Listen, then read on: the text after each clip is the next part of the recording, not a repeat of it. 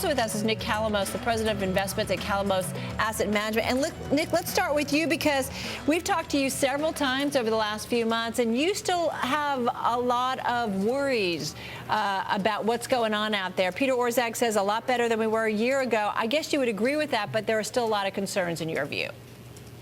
Yeah, our job is to worry for our clients. And I'll tell you that, the short-term fix of pumping money and running the debt super cycle back up is something that we were prepared for and had a very good rally as a result. The long-term solution is not in place right now. We're not building a sustainable economic model for this country to prosper. So we're concerned about the long-term, but excited about the short-term.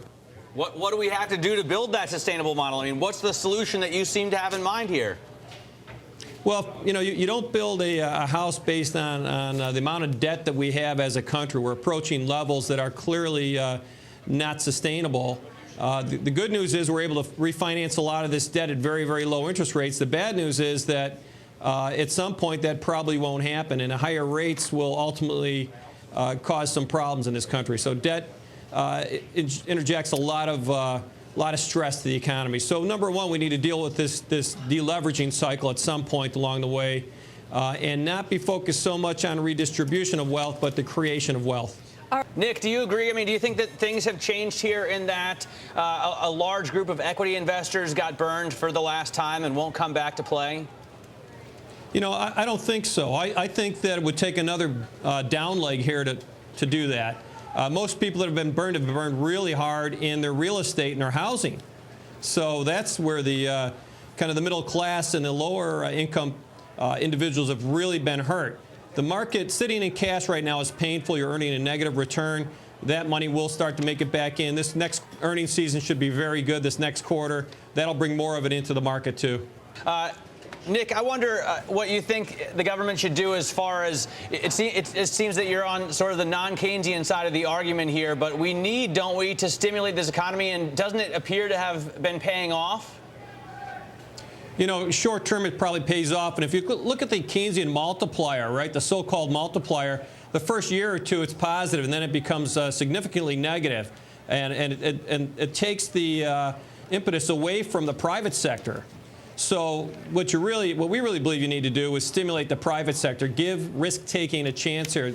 If you look at velocity of money, it's collapsed. It's collapsed because risk-taking now is not occurring at the rate that it needs to. So do you not see that baton as having been passed off here now from the government to the private sector? No, I don't. And in fact, the problem with Keynesian economics, is, as Keynes said, is that in the long term, we're all dead. And he understood that the policy was not sustainable for the long term. And we've been running this policy since the end of World War II, or actually since the Depression. So, it's time to address this. What we're doing from an investment standpoint is looking for opportunities globally. What do you think about that, Nick? I mean, do you not see that there was a lot of money flying out of the U.S. that needs to, or that will at some point come back here to restore equilibrium? The U.S. is still the greatest country in the world to invest in. There are great property rights and a legal system that protects you quite well. We are growing. Our productivity numbers look great compared to OECD countries. So, despite having a tough economic environment to deal with, corporate America is in great shape, and corporate earnings are going to follow the high productivity levels up. And I think this is still a good market. That's why we're short-term bullish, long-term scared. But that long-term may be 3, 4, 5 years from now. Where do we go from here? Because is it just really, we're again just kind of waiting for earnings? Adam talking a little bit about Chevron, their mid-quarter update, sneak peek at the earnings picture. Nick, are you just kind of waiting to see how those earnings play out here? No, not at all. I mean, our focus is a little bit longer term. Clearly, we're investors, not traders. So we're looking out and seeing some great opportunities around the globe of businesses that are not going to be just tied to one country's poor economic situation. And what we're finding is great global businesses that are trading at levels at or below the market multiples.